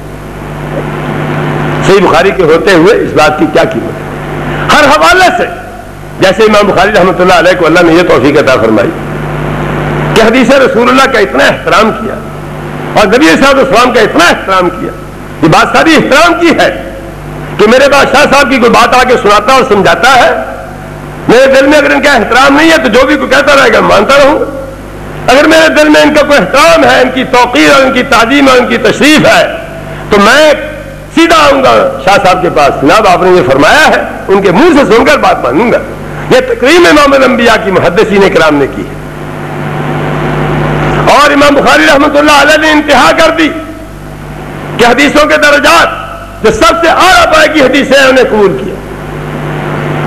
تابعین کے شاگردوں کے، بڑے تابعین کے شاگردوں کے 5 طبقے کیے گئے، ان میں سے جو پہلا طبقہ تھا ان کی روایتیں امام صاحب بالاستیاب لائے، اور دوسرے طبقے سے انتخاب کیا ہے، تیسرے طبقے کو چھوا بھی نہیں ہے امام صاحب رحمۃ اللہ علیہ۔ اور حیرانی ہوتی ہے کہ یہی معاملہ فقہ میں چلے جائیں، یہی معاملہ ہے میں حدیث کا وہاں ہے۔ میں عزیز طلبہ کو توجہ دلاؤں کہ اصول فقہ نکال کے دیکھ لیجئے، ان کی ادلہ فقہ کی لمبی لائن لگی ہوئی ہے، لمبی لائن لگی ہوئی ہے، اور آخر میں جا کر مجتہدین کا ثوابدیدی اختیار آ جاتا ہے، اور یہ ثوابدیدی اختیار مجتہدین کا مسلمانوں کا طریقہ نہیں، کہیں اور سے آیا ہوا ہے۔ دلیل کچھ اور نظر آ رہی ہے، دلیل کچھ اور بظاہر کچھ اور کہہ رہی ہے لیکن امام اس کے خلاف کہہ رہا ہے تو امام کے پاس کوئی خاص بات ہوگی تو اس نے یہ کہا ہے، یہ تو اس کا ثابتی اختیار ہوا، یہ تو اس کو تشریح کا حق دے دیا گیا، یہ تو شریعت سازی کا حق دے دیا گیا۔ یہ مصالح مرسلہ اور یہ استحسان تک پہنچنے والے ان کے ساتھ کیا مقابلہ کریں گے؟ یہ تو صرف کتاب و سنت کو ہی دلیل مانتے ہیں اور اجماع اور قیاس کو کتاب و سنت کو سمجھنے کا طریقہ سمجھتے ہیں، اس سے آگے بڑھتے ہی نہیں۔ امام صاحب نے جیسے حدیث قبول کرنے کے لیے اعلیٰ پایا کے روات کا انتخاب کیا، ویسے امام صاحب رحمۃ اللہ علیہ نے اصول فقہ کتاب و سنت کو سمجھنے کے لیے بھی اعلیٰ پایا کے اصولوں کو قبول کیا ہے، نیچے اترے ہی نہیں۔ کتاب الاعتصام بالکتاب والسنہ پڑھ کے دیکھو، اگر یہ سمجھتے ہیں کہ امام صاحب رحمۃ اللہ علیہ یا محدثین کرام کی جماعت اصول فقہ کو نہیں سمجھتی تو اس سے بڑی بھول کوئی نہیں ہے۔ کتاب الاعتصام بالکتاب والسنہ پڑھ کے دیکھیں، پہلا باب ہی ہے الباب الاعتصام بالکتاب والسنہ، اس میں کتاب اللہ کا ذکر ہے، اسی میں لا اللہم علمہ الکتاب، اور پھر کمال احساس اور ادراک اور شعور ہے۔ پھر اگلا باب بنا باب قول نبی صلی اللہ علیہ وسلم بعثت بجوامع الکلم، اور کمال شعور ہے کہ اس نے وہ حدیث لائے ما من الانبیاء نبی الا وقد اوتی ما مثلہ آمن علیہ البشر وانما كان الذي اوتیته وحی اوحاه اللہ الی فارجو ان اکون اکثرهم تابعا یوم القیامہ۔ باب کیا بنتا؟ بعثت بجوامع الکلم، محمد الرسول صلی اللہ علیہ وسلم کو جوامع الکلم دیے گئے، اس میں حدیث یہ لائے یہ اشارہ کرنے کے لیے کہ محمد رسول اللہ جو کلمے بولتے ہیں جو قرآن کریم بھی شامل ہے۔ یہ کتاب اللہ کی اہمیت ہے، کتاب اللہ کی اہمیت اور اس کی مصدریت ہے، اس کا اصول ہونا ہے۔ اس کے بعد باب اقتداء بسنن النبی صلی اللہ علیہ وسلم، باب الاقتداء بافعال النبی صلی اللہ علیہ وسلم، سنت کا بیان ہے صحیح بخاری کے اندر، اور کتاب اللہ سنت رسول اللہ کی روشنی میں۔ کون کہتا ہے کہ اصولوں کو نہیں مانتا؟ یہ نہیں مانتا تو کون مانتا ہے؟ اصول بیان ہی انہوں نے کیے ہیں لیکن بیان کیے کتاب و سنت کی روشنی میں۔ ان کے اصول بعد کے ہیں، فروع پہلے کے ہیں، بیٹا پہلے ہے باپ بعد میں ہے۔ وہ تو ائمہ کے فتاوی سے انہوں نے استنباط کیے ہیں، ان سے نکالے ہیں استقراء کر کے۔ امام صاحب نے کیا فتویٰ دیا اس مسئلے میں، کیا فتویٰ دیا؟ نتیجہ یہ نکلا کہ امام صاحب کا اصول یہ ہے فتویٰ دینے کا، تو اصول بعد میں فروع پہلے۔ وہی جو میں عرض کر رہا ہوں کہ بیٹا پہلے باپ بعد میں، اور انہوں نے اصول کہاں سے لیے؟ اللہ رب العزت اس کے اصول حضرت محمد الرسول اللہ صلی اللہ علیہ وسلم۔ کوئی مسئلہ دیکھ لیں امام صاحب رحمۃ اللہ علیہ نے جو مسئلہ بھی لیا کتاب اللہ سنت رسول اللہ سے لیا۔ میں کہتا ہوں احتیاط کی انتہا یہ ہے کہ سوال بھی اللہ اس کے رسول کی زبان میں کرتے ہیں۔ یہ جہاں آپ کے سامنے پڑا ہے باب قول اللہ تعالی ونضع الموازین القسط کے لیے، سوال کرنے کے لیے، دعویٰ کرنے کے لیے بھی اللہ رب العزت اس کے رسول کا سہارا لیتے ہیں۔ باب قول نبی صلی اللہ علیہ وسلم بعثت بجوامع الکلم، نبی صلی اللہ علیہ وسلم کا فرمان ہی سوال ہے۔ اور پھر آگے جا کے وہی باب بتا باب ما ذکر النبی صلی اللہ علیہ وسلم وحث علی اتفاق اہل العلم، یہ اجماع کا، اس کی تفصیلات دیکھ لیں آپ، وقت نہیں ہے بیان کرنا۔ پھر آگے جا کے باب بتا باب من شبہ اصلا معلوما باصل مبین قد بین اللہ حکمہ لیفهم السائل اور یفهم السائل۔ جو معلوم اصل کو مبین اصل کے ساتھ ملائے، جس کا حکم اللہ اس کے رسول نے بیان کیا، اس سے استنباط کرنے کے لیے نئی اصل کو اس کے ساتھ ملائے، یہ قیاس ہے۔ اس سے آگے نہیں امام صاحب گئے، بلکہ یہاں بھی مطلق بات ہے، کتاب اللہ مطلقاً قبول ہے، سنت رسول اللہ مطلقاً قبول ہے، بغیر قید کے بغیر شرط کے۔ اور جب قیاس کی بات آئی، قیاس کی بات بعد میں کی، مضمون قیاس کی مذمت پہلے کی۔ باب ذم الرائے و تکلف القیاس پہلے باب بیان کیا ہے، جواز اور حجیت کا ذکر بعد میں کیا ہے، اور اس کی اصلیت اور اس کا تار پود پہلے بکھیرے ہیں۔ ان کو کہ بندہ سمجھے اصول کو نہیں سمجھتا، تو اس کی کتنی بڑی بھول ہے۔ اللہ رب العزت کا فضل و کرم ہے، ہمارے علماء کے فتاوی کی کتابیں نکال کے دیکھ لیجئے، ایک صفحہ دکھا دیجئے کسی اہل حدیث کے فتاوی کی کتاب کا جس میں کتاب اللہ سنت رسول اللہ کا حوالہ نہ ہو۔ میں پوری کتاب دکھا سکتا ہوں، پوری کتاب، ایک حوالہ بھی نہیں ہے کتاب اللہ کا سنت رسول اللہ کا۔ اتنا بڑا فرق، یہ فرق کہاں سے آیا؟ صرف اس لیے کہ امت محمدیہ کو محدثین کی جماعت ملی، رحمہم اللہ رحمۃ واسعہ، اللہ ان کا نام ہمیشہ بلند رکھے، اللہ ہمیں ان کے نقش قدم پر چلنے کی توفیق عطا فرمائے، اللہ ہمیں اسی طرح کتاب اللہ سنت رسول اللہ کو قبول کرنے کی توفیق عطا فرمائے جیسے ائمہ حدیث نے قبول کیا، اللہ ہمیں ویسے ہی استنباط کرنے کی توفیق عطا فرمائے۔ شاہ ولی اللہ رحمۃ اللہ علیہ فرماتے ہیں جب انہوں نے ٹھان لیا، قصد کر لیا، پکا ارادہ کر لیا یہ کتاب و سنت سے باہر نہیں نکلنا، تو اللہ تعالیٰ نے بھی ان کی مدد کر دی، ان کو ہر مسئلہ حدیث سے مل ہی جاتا ہے، ان کو مل جاتا ہے ہر مسئلہ حدیث۔ اور جب انہوں نے دیکھ لیا، انہوں نے وسیلہ قائم کر لیا، نیت خیال ہو گئی کہ کتاب و سنت میں مسئلے ہیں نہیں، ان کو نہیں ملتے، سامنے بڑے ہوتے نہیں ملتے، سامنے بڑے ہوتے نہیں ملتے۔ اللہ کی قسم مستند تفسیروں کے اندر لکھا ہوا ہے، بعض روایات میں آتا ہے اور حدیث صحیح بخاری کی ہوتی ہے۔ ہمارا پہلی کلاس کا تعلق یہ کام کرنے کے لیے تیار نہیں ہے کہ بخاری کی روایت ہو کہے بعض روایات میں آیا ہے، یہ تو بچے بچے کو معلوم ہے، اس قدر تعلق اور مضبوط تعلق اللہ تعالیٰ کی دین ہے۔ سو میرے بھائیو اچھی طرح جان لیجئے، جیسے حضرت محمد رسول اللہ صلی اللہ علیہ وسلم کا یہ اعزاز ہے، اللہ کی طرف سے آپ کی تشریف اور تکریم ہے کہ آپ کو امت محمدیہ ملی ہے، عظیم شان امت ملی ہے، ویسے امت محمدیہ کا اعزاز ہے کہ اس امت کو محدثین کرام کی جماعت ملی ہے، جنہوں نے اس امت کی لاج رکھی، جنہوں نے اسلامی تعلیمات کو محفوظ رکھا، جنہوں نے کتاب اللہ کو محفوظ رکھا، کتاب اللہ کی تعلیمات کو محفوظ رکھا، کتاب اللہ کے مفاہیم و معانی کو محفوظ رکھا، حدیث رسول اللہ کے الفاظ کو محفوظ رکھا، حدیث رسول اللہ کے معانی اور مفاہیم کو محفوظ رکھا، اور حدیث رسول اللہ صلی اللہ علیہ وسلم سے مسائل استنباط کر کے پوری زندگی گزارنے کے لیے دستور العمل دے دیا۔ لیسا مقصود البخاری ہے، لیسا مقصود البخاری الاقتصاد على جمع الاحادیث فحسب بل مراده الاستدلال منها والاستنباط لمسائل ارادها۔ امام بخاری رحمۃ اللہ علیہ کا مقصد صرف کتاب حدیث کی کتاب کا ایک مجموعہ تیار کرنا نہیں تھا، بلکہ ان کا مقصد یہ تھا کہ کتاب اللہ سنت رسول اللہ کی روشنی میں ایک اسلام کا مجموعہ تیار کر کے مسلمانوں کے لیے عمل کی دستاویز عطا کر، اور اس میں وہ کامیاب ہوئے ہیں۔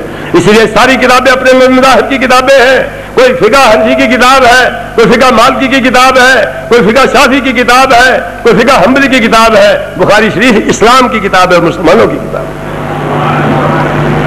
اس سے مسلمانوں کی تسلی ہوتی ہے اور ہمیشہ ہوتی رہے گی، کوئی اس کا مقابلہ نہیں کر سکا۔ تواضع کا یہ عالم ہے، اتنی محنت کرنے کے باوجود محسوس ہوتا تھا کہ محترم حافظ صاحب نے بخاری کی شروط پر شاید کچھ گفتگو کی ہے، میرے سامنے بھی لائن لگی ہوئی ہے لیکن وقت نہیں ہے۔ اتنی محنت کے باوجود، اتنے اہتمام کے باوجود نام الجامع صحیح رکھا ہے، اللہ نے قبول ایسا کیا، اللہ نے قبول ایسا کیا، اللہ نے اسے اصح الکتب بنا دیا۔ انہوں نے دعویٰ صحیح کا کیا، اللہ نے اسے اصح الکتب بنا دیا۔ بندے کی توقع ہو کہ مجھے 10 نمبر ملیں گے، اللہ کی طرف سے 20 مل جائے تو کیسی خوش نصیبی ہے۔ اور انہوں نے کہا الہدایہ کل قرآن، الہدایہ کل قرآن، یہ لفظ ہی ان کے لیے وبال جان بنا ہوا ہے، جان چھڑانی مشکل ہو گئی۔ شاہ ولی اللہ رحمۃ اللہ علیہ فرماتے ہیں اتضح عندک ان اکثر المقائص الذي يفتخر بها القوم ويتطاول من اجلها على معاشر اهل الحديث يعود وبالا عليهم من حيث لا يعلمون۔ محدثین کرام اور فقہا کا تقابل کرنے کے بعد فرماتے ہیں میرے عزیز بیٹے، تجھے یہ پڑھنے کے بعد پتہ چل گیا ہوگا، تجھے پڑھنے کے بعد پتہ چل گیا ہوگا کہ یہ قوم یعنی فقہا کی قوم جن باتوں کی وجہ سے فخر کرتی ہے اور محدثین کے بارے میں زبان کھولتی ہے، یہ ان کے فخر والے مسائل جو ہیں یہ قیامت کے ان کے لیے وبال بن جائے، جان چھڑانی مشکل ہو جائے، جان چھڑانی مشکل ہو جائے۔ کہاں سے لیا تھا، کہاں سے فتویٰ لیا تھا، کس دلیل کی بنیاد پر بات کی تھی، کس کے کہنے پر بات کی تھی، کس نے اس کو اتھارٹی دی تھی بات کرنے کی؟ ہم تو کہیں کہ محمد الرسول صلی اللہ علیہ وسلم نے کہا تھا اس لیے کہہ رہے ہیں، تم کیا کہو گے؟ تمہارے پاس کہنے کے لیے کیا ہے؟ ہم تو تمہیں بلاتے ہیں کتاب اللہ سنت رسول اللہ کی طرف، کیا کہہ لو گے؟ ہم اپنی طرف بلاتے ہیں، یہ سنت ہے امام الانبیاء کی، اللہ نے حکم یہ دیا تھا تعالوا الی کلمۃ سواء بیننا و بینکم الا نعبد الا اللہ۔ ہم کتاب اللہ کی طرف بلاتے ہیں، سنت رسول اللہ کی طرف بلاتے ہیں۔ تو مسلمان کہلاتے ہوئے کتاب اللہ سنت رسول اللہ کی مخالفت کر سکتا ہے؟ تم ہمیں کسی اور کی طرف بلاتے ہو، ہم کیوں آپ کی بات مانیں؟ تمہارے پاس ہے کیا دینے کے لیے؟ ہمارے پاس تو تمہیں دینے کے لیے مقدس تجاویزات، ہمارے پاس تو جواہر ہے، یہ ہیرے ہیں، یہ موتی ہے، یہ سونا ہے تمہیں دینے کے لیے، تمہارے پاس کیا ہے دینے کے لیے؟ سنو بھائیو، محدثین کرام نے امت کی لاج رکھی ہے۔ وہ لاج کیسے رکھی؟ نبی علیہ السلام کی حدیث کو حفظ کیا، اسے لکھا، اس کی چھان بین کی، ان کی سندوں کا اہتمام کیا، اس کے مفاہیم کا اہتمام کیا، اس کی عملی حفاظت بھی کی، علمی حفاظت بھی کی، فکری حفاظت بھی کی، لفظی حفاظت بھی کی، ہر حوالے سے اس کی حفاظت کی، اور وہ مجموعہ تیار کر کے امت کو دے دیا۔ اللہ رب العزت نے مہربانی کی، امت پر حجت قائم ہو گئی ہے۔ اب کوئی شخص نہیں کہہ سکتا کہ محمد رسول کی فرما برداری کرنا چاہتا ہوں لیکن میرے پاس کوئی دستاویز نہیں ہے جس پر عمل کر سکوں۔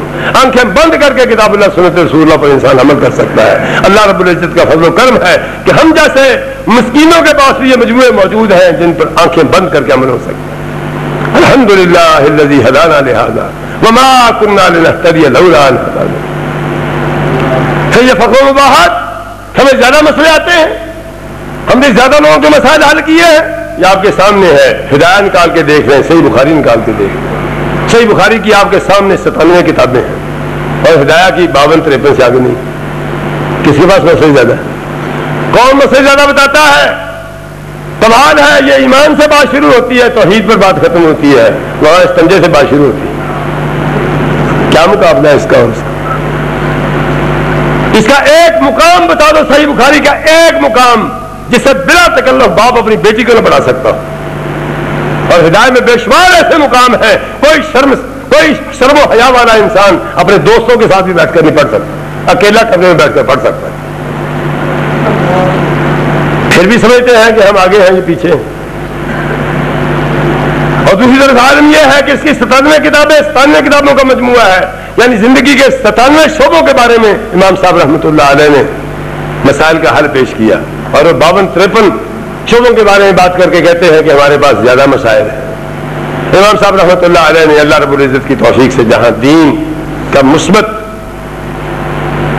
اور قابل عمل حصہ پیش کیا، وہاں فتنوں کی سرکوبی کی بھی کیا۔ جہاں کہیں سے اس کے خلاف، اسلام کے خلاف کوئی بات ہوئی، ائمہ حدیث نے اس کا جواب دیا۔ ائمہ حدیث کے زمانے تک دنیا بھر میں جہاں کہیں کوئی فتنہ برپا ہوا تھا اس کا جواب ائمہ دے کے گئے، اور ایسا دے کے گئے ہیں کہ آج تک وہ قابل قبول ہے اور آج تک کافی وافی ہے۔ ایک علم کلام وہ ہے جس پر وہ فخر کرتے ہیں دشمنوں سے ہتھیار لے کے ان سے لڑنا ہے۔ ایک وہ علم کلام ہے یونانیوں کے اصول لینے ہیں، ان اصولوں کی روشنی میں ان کے اعتراضات کا جواب دینا ہے۔ کیسا جواب ہوگا؟ نتیجہ وہی ہے جو امام ابن تیمیہ نے فرمایا، لا للاسلام نصر ولا للفلاسفہ کسر۔ فلاسفہ کا کچھ بگاڑ نہیں سکے، اسلام کا کوئی سنوار نہیں سکے، اپنے بگاڑا جو بگاڑا ہے، کچھ نہیں سنوار سکے اسلام کا اللہ کے فضل سے۔ ایک یہ لوگ ہیں جہاں سے جون سا بھی اعتراض لیں کتاب اللہ سنت رسول اللہ سے اس کا جواب دے دیتے ہیں۔ یہ توفیق ہے اللہ کا مرحا کی، یہ توفیق ہے مولا کریم کی۔ اس دور میں جو بڑے بڑے فتنے برپا ہوئے تھے، قدریہ کا فتنہ، خوارج کا فتنہ، روافض کا فتنہ، جہمیہ کا فتنہ، سب کا علاج کیا امام صاحب رحمۃ اللہ علیہ۔ قدر مشترک سب کی ہے کہ وہی پر عدم اعتماد، اللہ پر عدم اعتماد، اللہ کی ذات کے سامنے نہ جھکنے کا جذبہ۔ قدریہ کا بھی یہی مسئلہ، اللہ تعالیٰ کہہ رہا ہے، قرآن بھرا پڑا ہے تقدیر کے متعلق، دلائل موجود ہے لیکن پھر بھی انکار کرتے ہیں۔ کیا ہو سکتا ہے؟ خوارج کا بھی یہی مسئلہ ہے، حدیثوں کو جزوی انکار۔ روافض کا بھی یہی مسئلہ ہے، قرآن بھرا پڑا ہے صحابہ کرام کے تزکیے سے، والسابقون الاولون من المہاجرین والانصار والذین اتبعوہم بإحسان رضی اللہ عنہم ورضوا عنہ لقد رضی اللہ عن المؤمنین اذ یبایعونک تحت الشجرۃ فعلم ما فی قلوبہم اللہ اکبر اولئک الذین امتحن اللہ قلوبہم للتقوی لہم مغفرۃ واجر عظیم۔ وہ کہتے ہیں 5 جو ہمارے کام کے، ان کے علاوہ باقی سارے منافق تھے۔ قرآن کچھ کہہ رہا ہے، وہ کچھ کہہ رہے ہیں۔ معتزلہ خوارج کو بھی یہی بیماری لگی، اللہ نے قرآن بھر دیا ہے کہ میں معاف کرنے والا ہوں، میں معاف کرنے والا ہوں، میں معاف کرنے والا ہوں۔ نبئ عبادی انی انا الغفور الرحیم، قل یا عبادی الذین اسرفوا علی انفسہم لا تقنطوا من رحمۃ اللہ ان اللہ یغفر الذنوب جميعا الا من تاب وآمن وعمل عملا صالحا فاولئک یبدل اللہ سیئاتہم حسنات وکان اللہ غفورا رحیما۔ وہ کہتے ہیں کبیرہ گناہ کا مرتکب جہنم میں جائے گا، پھر کبھی نکل نہیں سکے گا۔ کمال ہے، وہ جس نے نکالنا وہ کہتا میں نکالوں گا، یہ کہتے نہیں نکلنا۔ تو تم سے پوچھے کہاں نکلنا ہے؟ تمہارے گھر جانا ہے؟ کیا بدتمیزی ہے، کس قدر وحی کی گستاخی ہے، کس طرف اللہ کی گستاخی ہے، کس طرف اللہ کے رسول کی گستاخی ہے۔ یہی معاملہ جہمیہ کا. سب سے بدترین ترجمان فلاسفہ کے انبیاء کرام کے مقابلے میں جہمیہ. آخر میں اس کا رد کیا. ان بیوقوفوں نے اللہ رب العزت والجلال کی گستاخیاں کی. ہمارے شیخ حضرت حافظ صاحب حافظ عبداللہ صاحب بڈی مالوی رحمۃ اللہ علیہ رحمہ اللہ تعالی شرح قائد نصیحت دے دی ایک دفعہ ان کو پڑھانے. انہوں نے کہا بھی میں نہیں پڑھاتا اس، لیکن وہ جیسے مدرسے میں ہوتا ہے مجبور تنگ کرنے کے لیے دے دی ان کو. تو پہلے دن ہی بیٹھے کہنے لگے ذرا ہوش سے، یہ تمہارے دل و دماغ کے اندر ایک ذات ہے اللہ تعالیٰ کی، آپ کے اندر اللہ تعالیٰ کو ماننے کا ایک جذبہ ہے، آپ کا ایک معبود ہے، یہ پوری کوشش کر کے وہ آپ کے دل و دماغ سے نکال دے گا اس کو. جو تمہارے پاس پہلے اللہ ہے وہ ایسے نکال دے گا تمہارے دماغ سے، پھر یہ نیا بنانے کی کوشش کرے گا وہ ایسے بنے گا نہیں. فلاسفہ یہی کرتے ہیں، فلاسفہ یہی کرتے ہیں، اللہ رب العزت کو نہیں مانتے، اپنا کرتے ہیں وہ گڑا نہیں جاتا، اپنا بناتے ہیں وہ بنتا نہیں ہے. جو اللہ اس کے رسول نے ان کا تعارف ہے اسے مانتے نہیں ہیں. یہ ان کی تقدیس ہے، یہ ان کی تسبیح ہے، یہ ان کی تنزیہ ہے. تنزیہ کرتے کرتے ذات ہی ختم ہو گئی. وہ جو مثال دیتے ہیں نا، بندہ باہر نکلا کہتا ہے میرے گھر میں کھجور کا درخت ہے. اچھا کتنا اونچا ہے؟ کہ اونچائی نہیں ہے اس کی. موٹا کتنا ہے؟ کہ موٹائی بھی نہیں ہے. پتے کیسے ہیں؟ پتے بھی نہیں ہیں.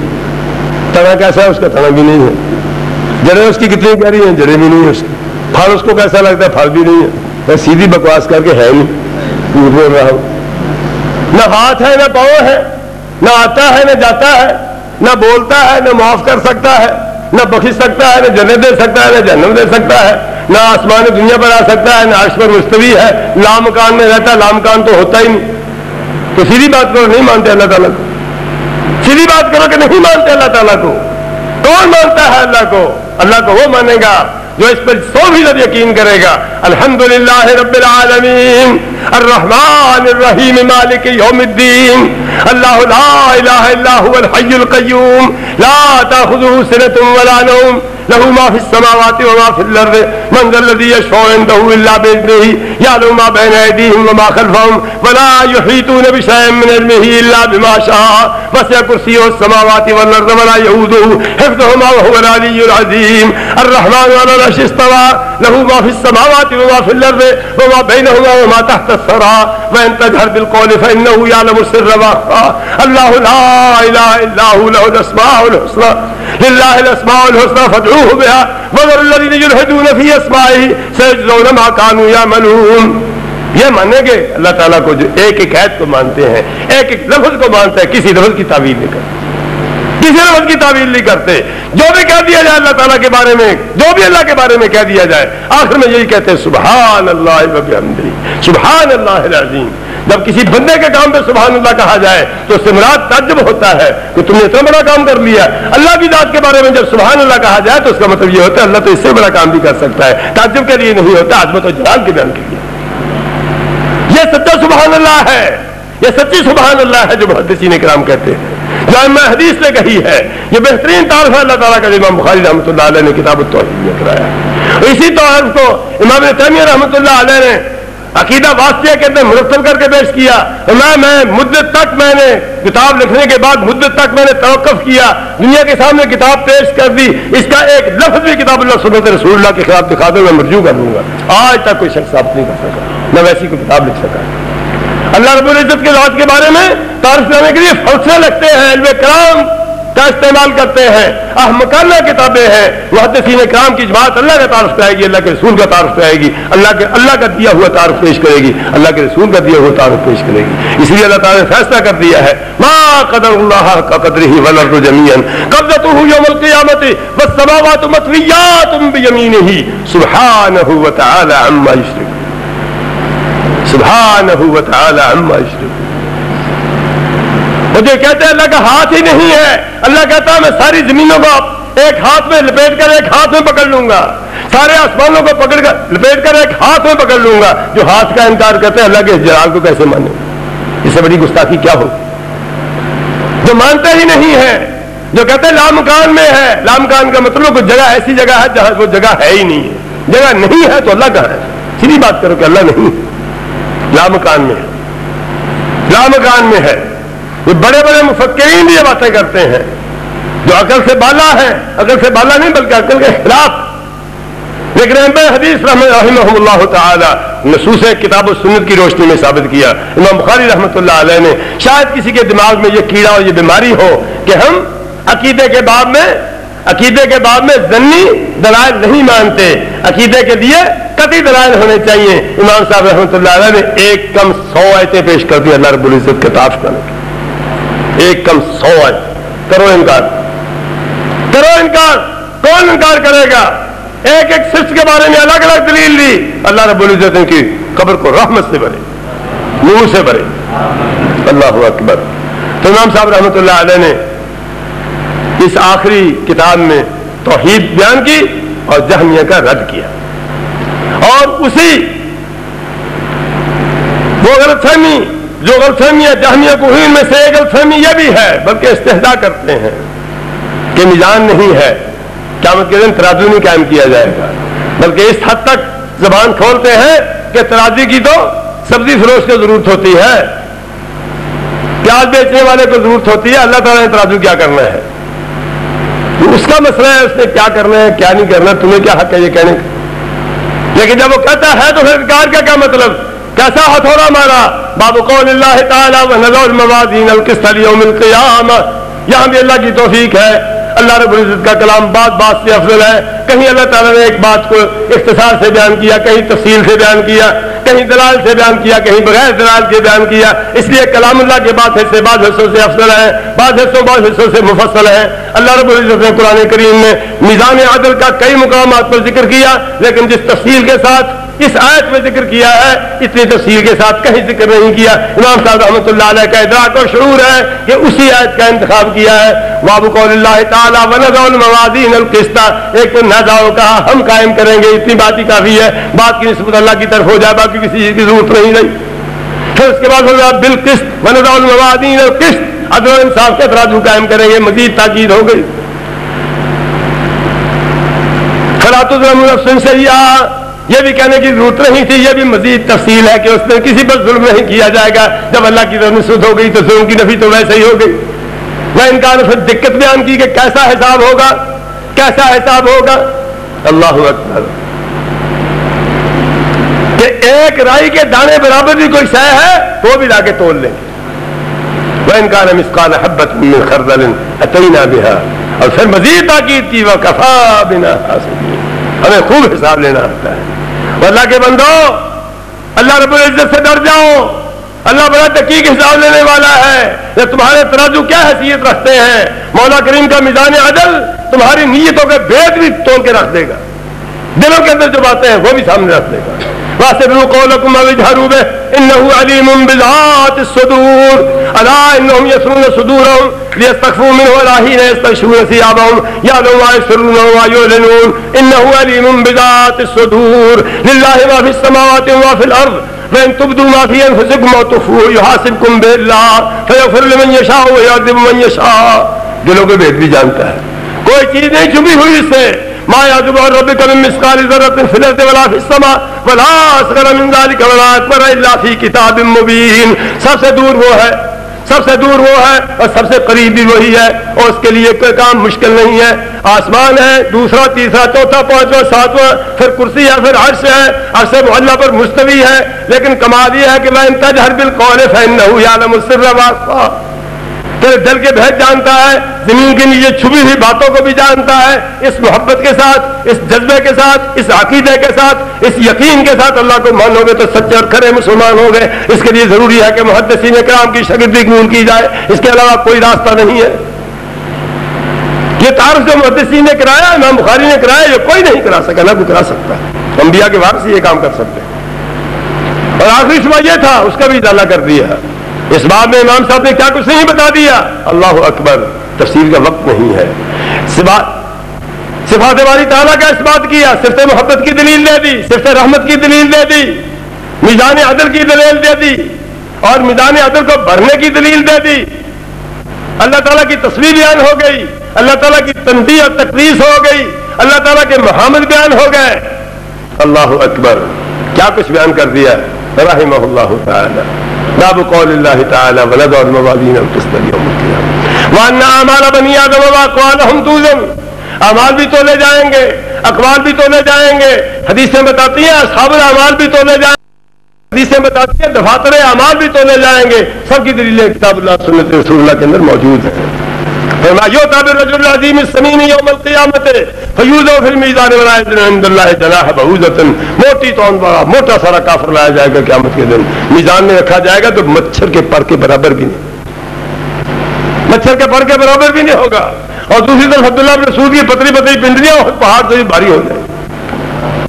اللہ اکبر. ایمان کا وزن ہے، توحید کا وزن ہے، عقیدے کا وزن ہے. کوئی عمل اس وقت تک عمل نہیں ہوتا جب تک اس کی بنیاد توحید پر نہ ہو. کوئی عمل اس وقت تک عمل نہیں ہوتا جب تک اس کی بنیاد ایمان پر نہ ہو. کوئی قیمت ہی نہیں ہے. میں نہیں کہہ رہا، مولا کہہ رہا ہے وَقَدِمْنَا إِلَىٰ مَا عَمِلُوا مِنْ عَمَلٍ فَجَعَلْنَاهُ هَبَاءً مَنْثُورًا. قیامت کے دن ایسے اعمال جو بغیر توحید کے کیے ہوئے ہوں گے فرمایا لائیں گے ان کو ہوا میں اڑا دیں گے. اولئک الذین حبطت اعمالهم وفی النار هم خالدون فلا نقیم لهم یوم القیامۃ وزنا. قیامت کے دن ان کے لیے ترازو قائم کرنے کی ضرورت، وزن نہیں ہے تولنا کیا ہے، وزن ہی نہیں ہے تولنا کیا ہے. حضرت محمد رسول اللہ صلی اللہ علیہ وسلم نے بیان فرمایا، امام صاحب رحمۃ اللہ علیہ نے ہم تک پہنچایا. کلمتان حبیبتان الی الرحمن خفیفتان علی اللسان ثقیلتان فی المیزان سبحان اللہ وبحمدہ سبحان اللہ العظیم. منزل بڑی مشکل ہے، ترازو بہت بڑا ہے، اسے بھرنا بہت مشکل ہے، اعمال کا ذخیرہ لے جانا بڑا مشکل ہے. لیکن اللہ تعالیٰ نے اپنے نبی کی زبان پر بتا دیا کہ بڑا ہی آسان کام ہے، آسان کام ہے، میٹھے سے کلمے ہیں، آسانی سے منہ سے نکل جاتے ہیں. سبحان اللہ وبحمدہ سبحان اللہ العظیم. وزن کا یہ آٹھ